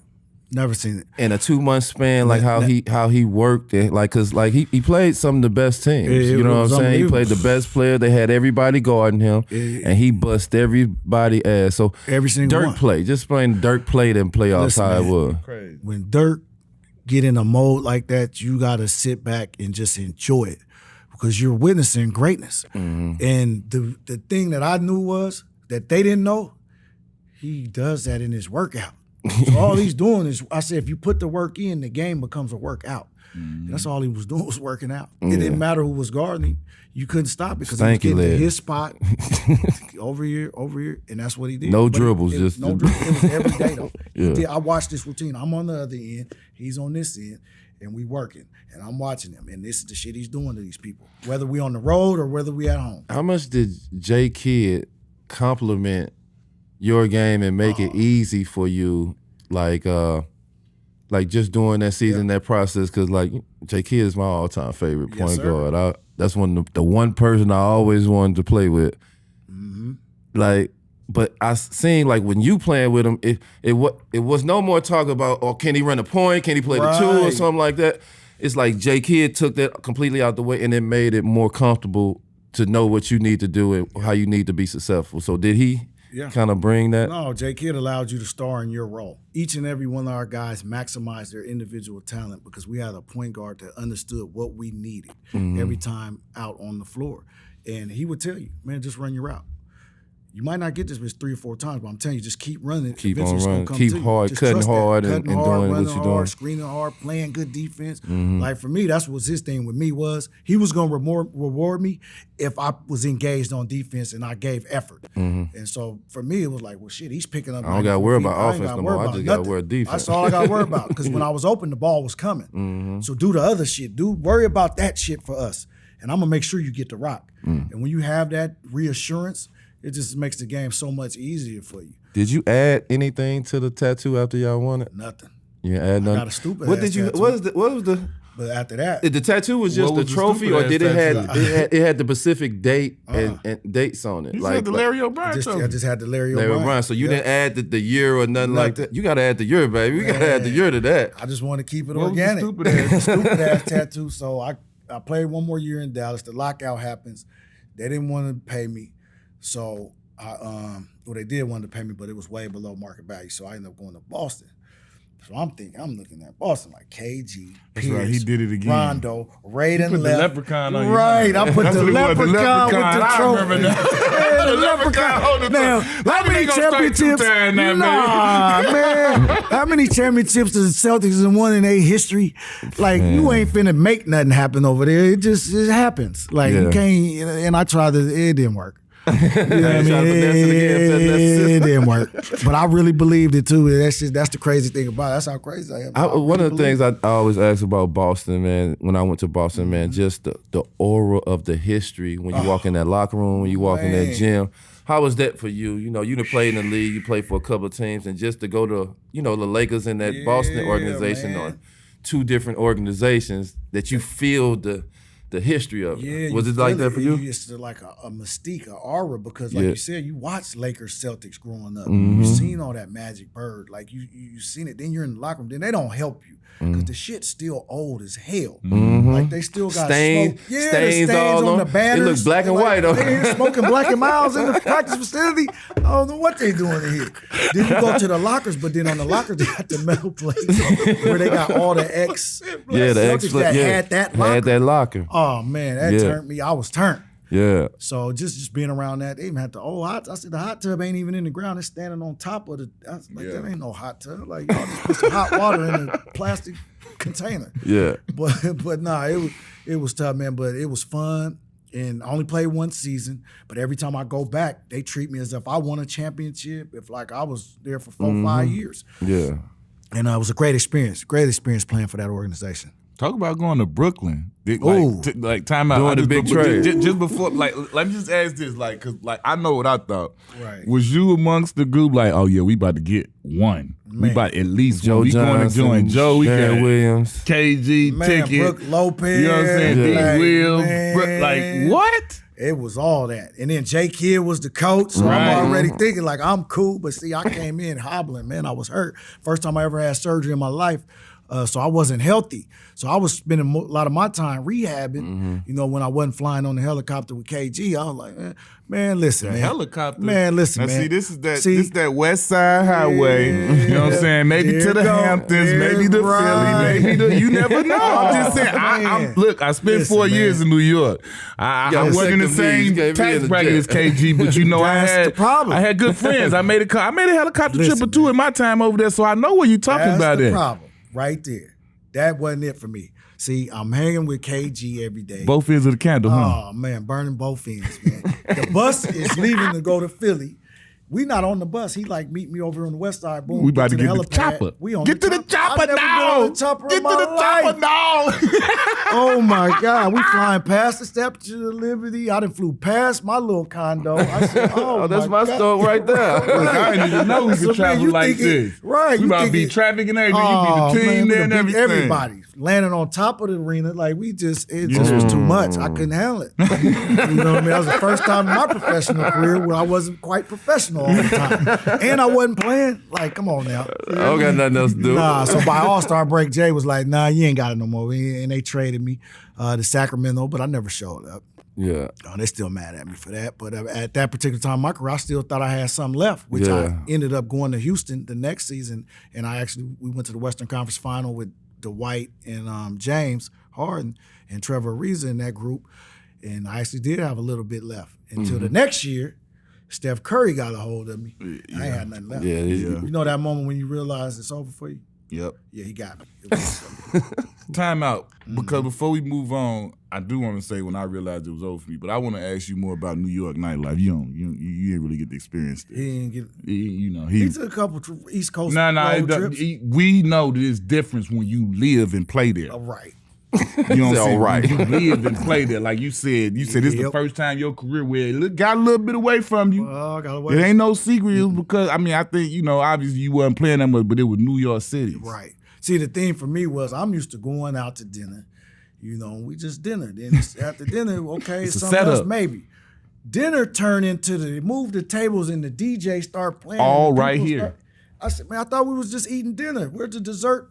You know what I mean? No, it's going down. Bum, bum, bum, bum, bum. Oh, man, then the stars is walking in. So it's just that type of environment. Now you look up, it's 5, 6 in the morning, but shoot-arounds at 9 or 10, and Okay, this is what we doing. Damn. And then tomorrow, same thing, but it's Tuesday. Every day. On the weekend, it's like Tuesday. It's every day. It's every day. Something going on somewhere in the city. Too crazy. We get to this league and, we see guys and, man, nicknames be dope. Yes, sir. We always want to nickname somebody to call us something and it be a dope one. Right. The Jet. Right. And the celebration. We celebration guys. We bring that celebration. One of my been one time. One of my favorite celebrations. I don't come in like this. I always like that. Every single time. Yeah. How was it to, just for people to call you Jet? And like your NBA peers, man. You see a guy like a Magic Johnson, be like, "What's up, Jet?" And these guys, you be like, "Man, he called me Jet." Like, no, it's something that you could never really put into words. But I will tell you, like I came in JT and I left out the Jet, and that's all because of my time in Dallas. Yeah. And it's funny. The story goes, so Nelly's coaching us. I didn't know his time was winding down. Nobody did, but his time was winding down. So one game, he brings me off the bench. I'm a little pissed off. So every time I scored, we're playing Utah. Every time I scored, I just took off, fly by him on the bench, running fast back on D. Yeah, running back on D. So the next day we come into practice, and Nelly starts looking, and he walks by me. We're stretching. He walks by me. In all the years of basketball, I never seen a mockery of the game like this. What the hell you flopping around like a damn bird for? What the hell is that shit? And I think it was Stacker. Somebody was like, "Nah, coach, that's the Jet, man. The jet plane, man. You see how he was out there? I really had a good game too, but he didn't acknowledge that part." Yeah. But a couple weeks later, he ended up leaving. But he was from the old school. Yeah. Like he didn't like celebrating. He didn't like people wearing headbands. Yeah. We ran into all no, we got some of that too. That's all I was going to ask you. Like any time in your career where a coach was like, Jerry Sloan. Yeah. Jerry Sloan legit told D. Steve, we don't want them motherfuckers doing none of that shit. We don't want to see none of this shit and all that. Fuck that. Doc told me when I got to Boston, the year after they won the championship, and we was in preseason, I scored a couple of buckets. So, I'm feeling myself. I thought I scored on a, tap, and went on down court, did my thing. So the next practice, we bring it in, and he was like, "Yeah, Darius, this a team. None of that individual stuff. None of that celebrating stuff." Wow. That was the first coach who ever told me that was on the team. Like, I done heard coaches from other teams say, like, "Man, he doing this and doing that." But that was the first coach that I was actually on the same team that was like, "Yeah, don't do that." Doc Rivers right there, like, "All right, you go ahead on some damn way. I'm about to do But, this shit." I'm at the end of my career. I'm trying to make the team. I ain't trying to have no type of pull, especially with the asshole. Right. Especially I didn't think this my whole career, bro. With the head coach. Like, I'm a KG fanatic. I wanted to play with Ticket and all Ray and all them, man. I wanted to really make that team. I don't think coaches, I wouldn't have been able to take and that now from being my on coach. the other side and being a coach myself, like I don't think they understand like that's part of you. That's the pump up. Yeah, they pumping me up. I'm in a rhythm. So my guys, man, y'all do what you need to do to get. But guys like us, you played the game. Why are you the one saying that? Yeah, like guys, that's square to me. Guys like us, guys like us, kind of started this celebration stuff in the league where you see every single guy, they got something that they doing. And they doing it every time now when they ain't never used to. All type of stuff going on. They ain't never used to do it. You only seen the few and celebrated do it. Like we used to get like we used to be trying to hot dog and show up the game. I said that about the shooting. I was like, see, our area, oh, Lord have 4 mercy. threes a game, 5, 6 threes. The team might take 11, 12 threes. Yeah. One guy taking 12, 15 threes now. True. Remember Jay Will White Chocolate? You couldn't tell me he couldn't shoot where Steph and them shooting from. Yeah. He used to come across half court and launch. He'd have been amazing. Man, they tore him up for that. Yeah, every time. Every time they tore him up for it. They took his, that's like his superpower. They stripped him of that. Man. But nowadays, they don't. And I applaud them for that now, for making that change. Because, these young boys, think if you told Damian Lillard he couldn't pull up from where he be pulling up from. Put that time on it. Yeah, he'd be a shell of himself. Yeah. You know what I mean? And he's only doing it because the defense is pushing more up on him. Right. You know what I'm saying? He explained why he's doing it. He's like, man, I gotta stretch my distance so up. Doc shut you down with the knuckle. I don't remember that. Yeah, Doc shut me down. Saying, like I would have said something. Like, I do this my whole career. What the hell you mean? Talking about individual, like you hoop. You know better than this. This is getting me hype. Yeah. Right. Yeah, Doc. Was KG on the team then? Ticket was on the team. KG to stop all that screaming and spitting. No, hell no. Nah. See what I'm saying? That's why. That's the main reason I got mad. Like, but that was to me. That was a sign that I was. Yeah, they ain't finna pick me to be on this team. Like, come on, man. Big Baby is my guy. But Big Baby and Scalabrini didn't make a bucket all month. and they cut me, but it's all good. I love Doc. Doc, my guy. I don't appreciate that part, Doc. Everything else. Come on, Doc. A move to start a movement. Move to start a movement. You're not the first, to win the Six Man of the Year, but you one of the more popular Six Man of the Year award winners. Like, to see how the Six Man of the Year evolved, to see some of the guys who won Six Man of the Year and then move on to maybe win MVP or be an MVP of a finals, like, explain to us how important a six man is and what they bring to the table for a team to be winning, and how important that award is to the league. I don't think there's any six man that has ever been in that role that couldn't have been in a starting role for whatever team he was on. Yeah. So that selfless act in itself, to me, is what brings prestige to that position, that award. And to be selfless, that means you're a team guy. And you'll do whatever it takes for your team to have success. I did it in college, win a national championship. Did it in the league, win a world championship. So for me, it was like you had your own little interest, man. I took pride in it. Like, I'll go over there and hype it up, too. I'll ride the bike for 10, 15, because I knew when I came off the bike, the camera would pan to me, and then I knew. And then Carlisle was cool, too. Carlisle let me know, okay, at 6-minute timeout, he gave me your minutes on the dot. He gave me my minutes. I don't care what's going on. You get in right now. You know it. You all know. We wasn't always starters. To be a bench player, to know when you coming in. That's big. Like, didn't matter what was going on in the game. Up 20, down 20. 6-minute mark, boom, jet take off. Yeah. So Dallas had the little thing. The jet is on the runway. Then I take flight, sprint to get in that game. So that was cool. You had to make it special. You know what I mean? Tell me this though. How dope is it for you to see like something that you kind of, like you said, you didn't start it, but you was part of that. You was part of the lineage of six-man guys. Manu obviously, but you was right behind that. And then to see Maul coming to the scene, and we all know that just like you said, every single player that's won that award, they could start, and we know that Maul, of anybody, he could boogie down anybody. Like today, he could start on the team and boogie somebody down right now, right this second. So get like that man some hoop shorts and some shoes, and he gonna boogie somebody right now. He got a 50 piece for you. You know what I'm saying? Knowing that he coming from up under you, you know the relationship y'all got in Seattle, to see him move into that, and for you to know him, because if we know him like I know him, that's not something that was easy for Jamal Crawford. This was nowhere near close an easy thing.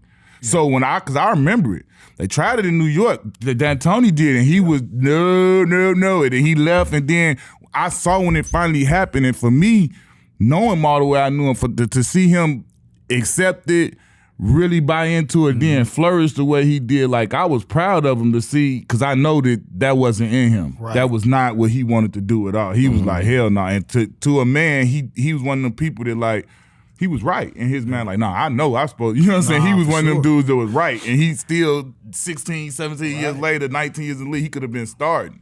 So when you say that, like, how does that make you feel to see him take it to another level and win 3 of them? No, that's amazing. Like, he's a Hall of Famer in itself for that accomplishment alone. Nobody else will ever had. I mean, him, Lou Will, Manu Ginobili. Like, Manu just went in. Yeah, he just went in. So you got to put that guy in the Hall of Fame. Like, he's done something nobody has ever done. To me, that's what a Hall of Famer is. Right. And then, guys before me, like I said, Seattle basketball, Deadlift Shrimp, Ricky Pierce. Those are some six men back in the day that I looked up to and admired. Live bag right there. Shrimp. Right. Check him in the game. Get to the corner. Let it go. Get to the corner. Let it fly. You feel me? Man, it's just amazing to watch and to see somebody like a Jamal Crawford, because you can't tell me he couldn't still be playing in our league right now. Last time he played, he had 50, man. I was at the game. This is Dirk's last game in Dallas. I'm sitting courtside, and I'm watching my little brother. Sons, and he on Dirk's night now. Right. That small two ball ain't talking, he ain't saying nothing, he just giving you buckets. Looking crazy when he get locked in. Right.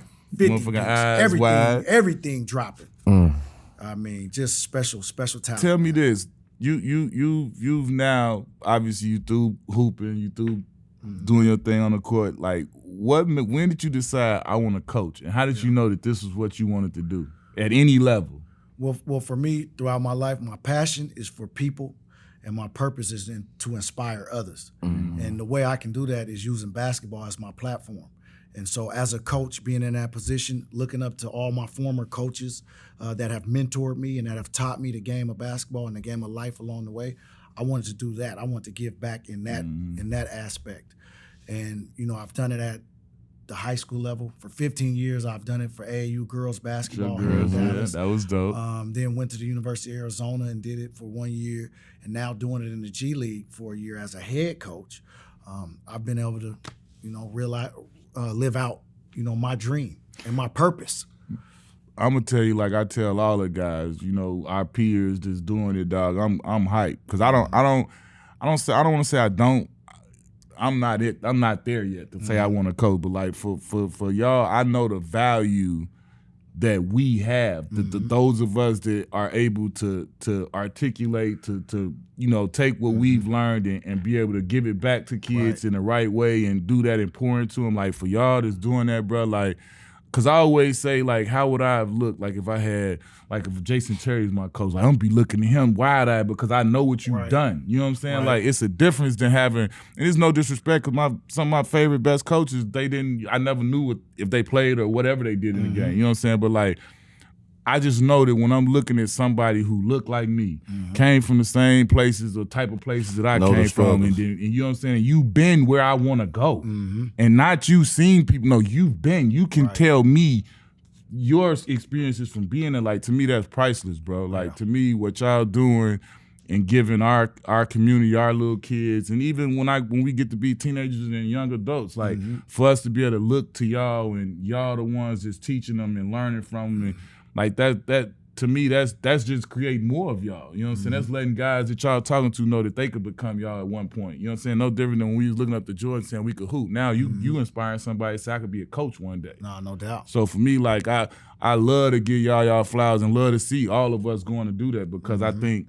we bring something that others that didn't play can. I'm not disrespecting. Everybody can bring value, but I feel like we bring a different type of value as far as like crossing over to like coaching, talking about basketball, but like you could give them life skills too. That's it. In a different way that nobody else can because you've been through experiences that only we can go through. A lot of it, 90% of it for me, like being in that seat now as a head coach, is about life skills and getting motivation and getting guys to, realize like, look, I want to empower you along your journey to take ownership in your journey, not mine.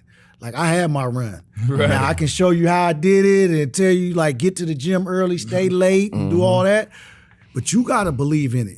Yeah. You got to live. You got to understand, like, what do you do great? What do you bring to the table that nobody else in here does that I can count on every single night and that your teammates look at you and say, man, yeah, we want him doing that every night. Right. And once you do that, man, you're going to live out your wildest dreams. And I empower my guys, man. I'm not the coach that'll tell you, don't shoot. Nah, he can't shoot or he can't do or he. Right. No. What you can do. Like, I'm talking about the good shit you do. Because for every one thing that you do wrong, there's 10 things that this young man does great for us. And if you get them to buy into that, man, they will do anything for you, man. And, all of us have fallen short of glory in some way or another. Right? No one of us is perfect. We all human. So I don't try to make it like I'm up here and they down here. Right. I humble myself. I talk to them. They respect me when I walk into that room, and when I speak, they listen. And man, it's a good relationship because as much as they count on me, I count on them too. Now, like, I need them to hit that free throw. Come on, man. We was 8 free throws short from being in the playoffs this year, and I'm still hurt by it. Like, go ahead. Let me ask you this. Like these last 2 years, the G League has been helping out with so much talent in the league of guys going up and down and so forth on. Yep. Just speak about the talent and how great this G League is, because I feel like at first I was like, but then when I started really seeing guys, I started really paying attention to them G League games that be on TV and seeing the talent that's coming up and down and then some that stay. Just tell us about the G League and the talent that they have there, because like a lot of people just don't know. Games is good. Like the shit you see in the NBA, you will see in the G League. Oh, you'll see it. Guys getting buckets, dunking, all that shit. And they get into it. And the thing about it is, so for how it starts out, like in October, we do like a local tryout. So you'll have guys that pay money to come and show you that they can hoop. And they got 3 hours. And in that 3 hours, you got to be able to identify the talent and know that somebody can get down. I took 3 guys this year out of the local tryout. 2 of them started for me. The other guy we ended up cutting later in the season. But, man, you only get 10 roster spots. Yeah. So it's 10 spots. So you can imagine how these games and how these practices, how competitive they are. I can't remember It's the crazy. kid from the Spurs. He did the same thing. He made the G League. He actually got a deal, though. He made like 30, 40 million. He got signed to the Magic. I can't remember his name. He did the same thing. He made the team. He made the G League team. He made Austin. Simmons. That's him. He overseas now, but Simmons. He came and got a check. I remember that. He made the team Austin, and then he made the Spurs, and then he got to play. Then he got a deal. He made it with the Spurs. Then he went to Orlando. Magic. Yeah. But that's what I tell a lot of these kids, like, okay, they have this league. It's sort of like the farm system, but each team is connected to a team. Yeah. So for you, there's no bigger tryout, no bigger audition than right here. Yeah. Like out of sight, out of mind. You can go overseas and hoop and get a little bad, whatever, but they're never going to see you. They might see a couple highlights. But if you stay here, somebody's watching you every single night. Yeah. That's what I had to try to convince a guy like Isaiah Thomas, Lance Stevenson. I had to convince those guys. I'm so proud of them guys, man. I'm so proud of them. Because like it's our ego is so high. We so confident in ourselves. It's hard to humble ourselves all the way down that deep. Yeah. You know what I'm saying? But for them guys to do it, man, Lance can still play and he out there looking good. Isaiah can still play and he out there looking good. But a lot of it is, like you said, from management side, it's the perception, right? How they perceive Lance to be. I never heard nothing bad about Lance. I never heard nothing bad about Lance. I competed against him. I knew how tough of a competitor he was, but I didn't know what the perception was till they sent me these little reports. They got reports, man. The shit is, man, all the paper you got over there is that thick on these guys. Even on us, like when we play. Yeah. He do this, and this. He hang out. This is his circle of friends. Like all this negative intel that they're getting, which is nothing but hearsay. And so for me, I was like, nah, man, I'm not doing none of that, bro. Can he play? Right? Can he play for us? Yeah. Can I get him to be the best version of himself? I don't care what his history was. We all got it. Yeah. Right? I'm trying to change that narrative. That's why we got to be more in these positions. Definitely to change do, because we understand. Yeah, like sometimes the politics of the game made him be that way. And this is the thing. The politics of the game made him be that. Because there's times where I'm at the organization and coach, and I come in that motherfucker. I'm like, fuck y'all. Yeah. You know what I'm saying? I want y'all to feel. Nah, I ain't finna practice hard today and all that. I'm pissed. You know what I'm saying? But it's the politics of the game, and that don't mean that person ain't who he is. But I told them, use this platform to create your own narrative. Look at Gerald Green. Gerald Green went back and got a championship. I just got through DMing back and forth with him, bro. Like, bro, I'm super fucking happy for you, bro. Use it. Like, no real talk. Like, you got a chip. Nobody, you might not never get another chip ever in your life, but you got that one. Like, you know what I'm saying? Like, and how you got it. You grinding. You went, you grind, and you contributed too. Like, you was a part of that. And then the other part about the G League that I want to say before we move on, because like I gotta give them their flower, because I remember on a couple weeks back we talked to Chris Paul, you know, he the president, and he spoke on the important, like, they saved the season, bro. Like, let's not fucking cut no corner. Like, people was talking crazy, like, who are these dudes in the game? Like, hey, bro, like, why you cracking jokes and talking?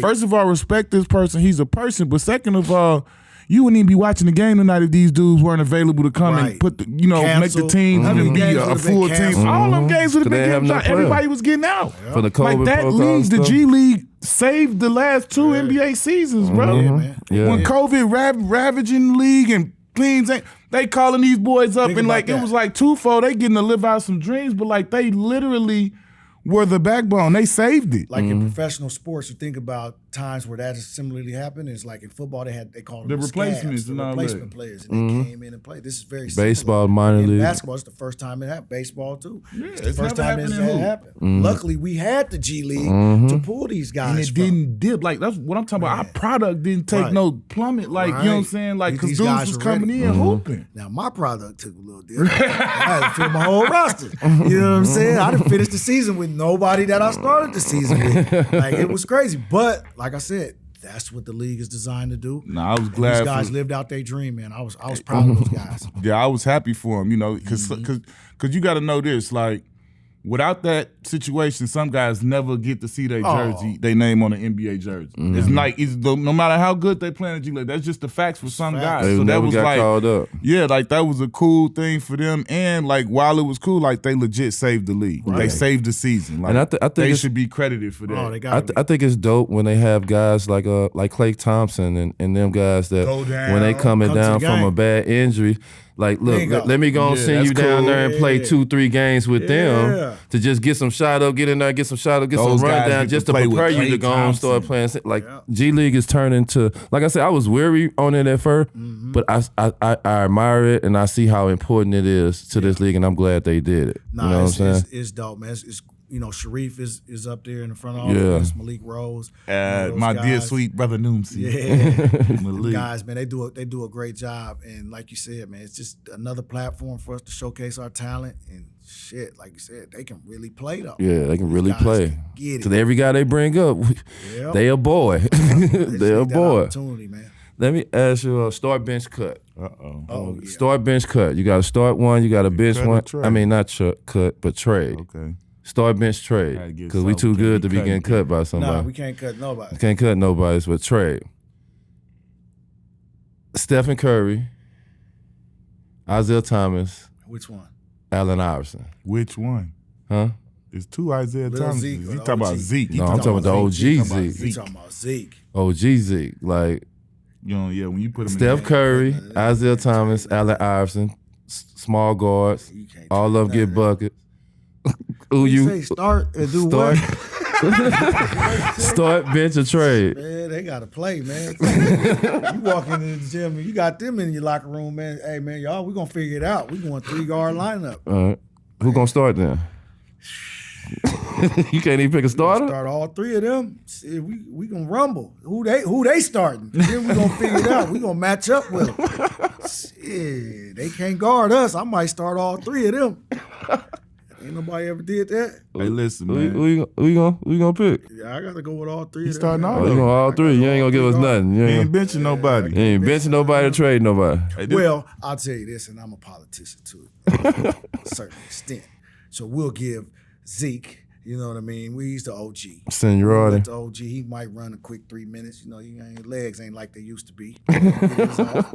Steph just proved to you in the playoffs he can come off the bench and give you 30. Yes, Chuck he did. already told you, look, he's never coming off the bench for nobody in his career. So him and Zeke are starting the backcourt. How about that? They kind of that kind of separate dealt with itself. Nah, for sure. This is the question I like to ask though, and I know you should have something good for me. This is my man JT Money, aka the Jet. Probably, I don't know if it was on your first or second, you let me know, but whenever you felt like you had a nice little pocketbook money that you wanted to treat you, now I don't want to hear about, we know. Everybody got mom something nice, took care of the crib, or took care of the family. I'm talking about something. What was JT? Just like you out here, you straight, just you stunned. Like this was stunned purposes only. Like I want to hear one of them purchases where you just went out there like, I'm being mannish, being foolish. I'm just being young and in it right now. Yeah, man. And you started off at ATL, so I think we probably I can. Didn't you have like a black old school long joint, Lincoln or something? 66 Impala blue. Okay. Midnight blue. Okay, I remember that. Gold flakes on the gold, triple gold D's. On them gold D's. Those some D's on that hoe. West Coast to the fullest. But nah, man, I think my most managed moment was after we won the championship. Ooh, I got to hear this. Now see, ladies and gentlemen, for those that don't know, the moments in the summer after a pro player winning the championship, that is some of the most arrogant shit you might ever see. So please proceed. Because you went to the Western Finals too, though, right? I didn't win. I don't want to hear that shit. You won a damn trophy. You collect all that playoff money. That's what I was going to tell you. All that playoff money. Yeah, the bonus was nice, but I didn't. It was not a celebrating time for me. That championship check, oh man. So I go in and BFA, I cash mine out, but it took you took the check. You wanted the cash. 10 days to get it. Y'all hear that, ladies and gentlemen? When you go to Bank of America, when you want some big money, how much was it? How much was it? $250,000. It was $250,000. $250,000.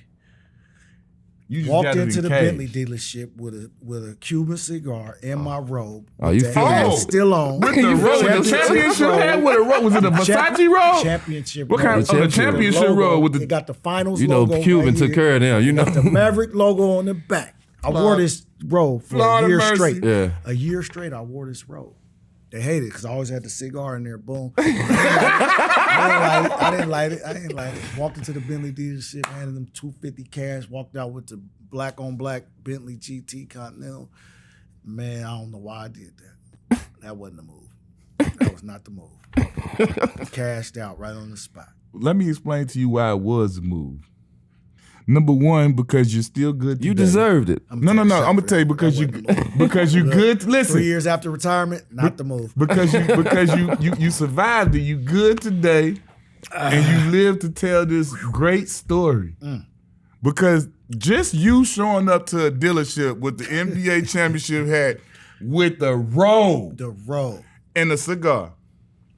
I don't even think I had a shirt on, and I think I Did had you have on grays. some slides Remember or the some grays? Uggs or what type of Remember the feet? grays? I think I Yeah, had cool the Uggs grays. on. Cool. Cool grays, the grays you wear underneath, man, I think I ain't had no shorts, no jeans, no sweats, nothing. Just the grays, no shirt, and the robe. Did you have the long socks on? And the socks. Extra manish. Yes, sir. After winning the championship in Miami, the party at Live. Man. Like how could you? How could y'all just Legendary party night. in Miami and not just go back to Dallas? Y'all partied in Miami and Live in they most famous club. Man, and then how much did Cuban drop? Like Oh, my God. 700? Too much. But for me, that was the most humblest, however you want to say the word. I was most humbled in that moment, right? I let them go to the party. I let the bus leave. I went back to my hotel room and got on my knees and prayed for about 30 minutes. Mm-hmm. So I didn't, I caught the tail end of it. Yeah. So when I got to the club, I just walked in right at the time where the wheelbarrow was coming out. It's a wheelbarrow? Wheelbarrow full of ice. The bottle was as long as this I table. saw the big ass bottle. Oh, man. And then I just was like, what? And it walked right by me, right to the back. Cuban was in there. Lil Wayne was on stage. Cuban walked up on stage. Dirk was already gone. He was toe up, already on stage. And I was just like, man, I missed it. I felt like I had missed something. You know what I mean? So I came back a week later with all the homies and said, you already know how it went down. Yeah. So We time had our out. own You club said here. you took you a time out and had to go. You had to go thank the good heavens. You gotta thank God for this, man. Real, because Straight being up. there in 05, 06 and being that close, and then 5 years later to get back and for it to all come, because you have been praying on it so Yeah. long, when God come and And bless you. Oh, Bless you. I didn't know what else to do. Mm-hmm. And every time I prayed, he was like, it's gonna happen. I just kept hearing that voice, it's gonna happen, it's gonna happen. That confirmation.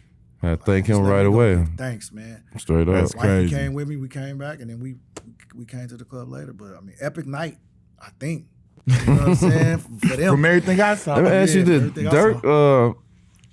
After y'all won the championship and so forth, when the final buzzer sound, Dirk ran. Took off. He got up out Like of was there. the moment? Never seen a big boy Yeah, run like that was the fast. moment like he ran for it, like he Got couldn't out of believe it. it? Like did he ever He explain? didn't want to cry in Like front of That's everybody. probably what it He didn't was. want to cry in He front of didn't everybody. That's what I wanna thought it cry in was. front of Got out of there quick. Dealt with Yeah. his emotions, then came and back. Got himself together, came back, and he still couldn't. You could still see it, but it was like, man. But for me, in that moment, man, I'll never forget this. So my mother and father, I grew up one of 10. Mom raised us, single parent. And in that moment, on that stage, my mother and father hugged for the first time that I seen. mm-hmm. That shit broke me down. Wow. That's dope. On that stage, because of something their son did. Yeah. Like for me, that was so powerful. So you never seen him hug before never that? seen it. So Never seen yeah, it. That's amazing. That's crazy. Shared That's a moment, but yeah. because of something I did. something you did. It brought family back man, in. brought Like the man, family. forget all I that. tell you, all I that. can all remember- the I can We confetti here. and all that.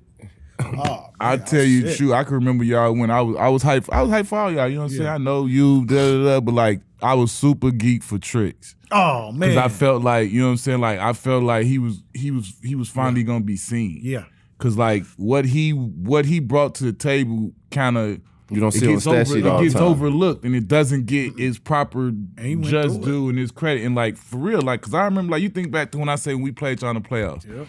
Dirk gamed me. I can't remember which game it was. He hit the fadeaway. It was like it was in Phoenix. I think they both he gamed me. 40. Yeah, but like to watch Tricks legit say it wasn't like he said it. It's just he did it. I got him.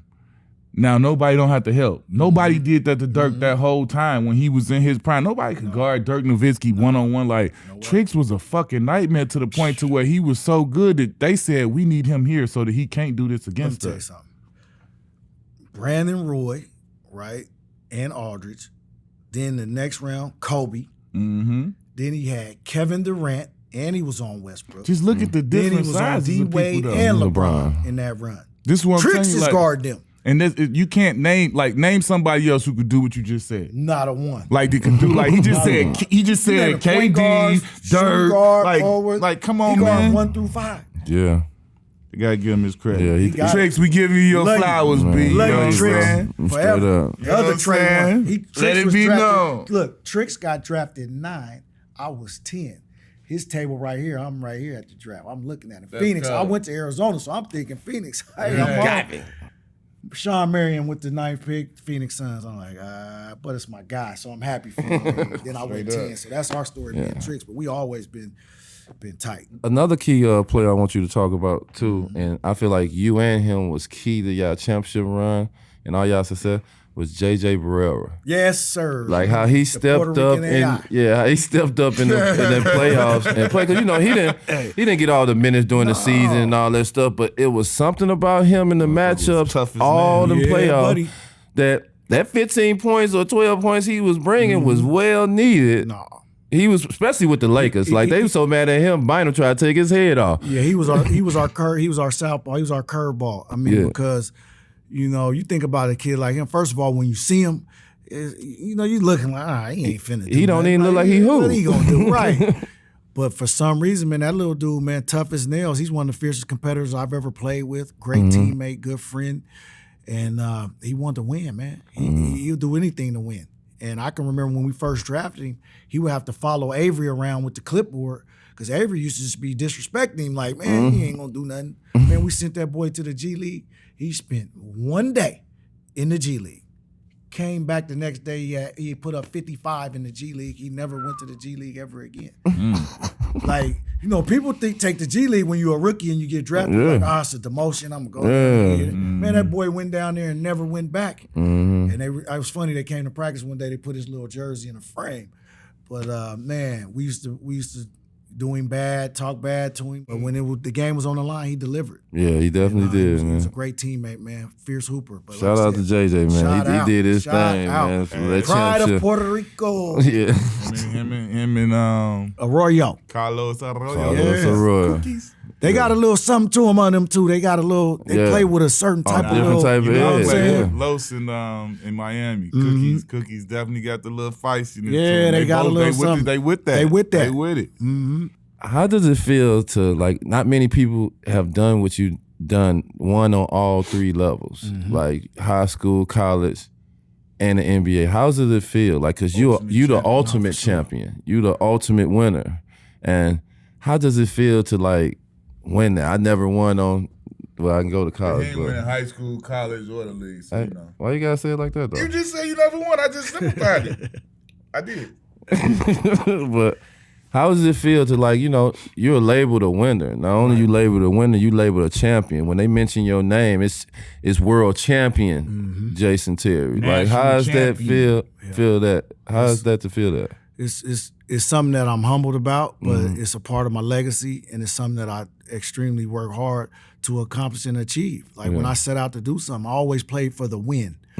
Like whatever that means to you, but for me it meant being the last one standing, sacrificing, dedication, the hard work, being a good person, being a great teammate, and then at the end of the day, winning it all. Like every level I set out of success or every level of achievement that I wanted to achieve, I wanted to say that I was the best. And to do that, you have to be a champion. You know what I mean? And I was able to do it. Now, can I say I've had some great coaches, great teammates along the way? Yes.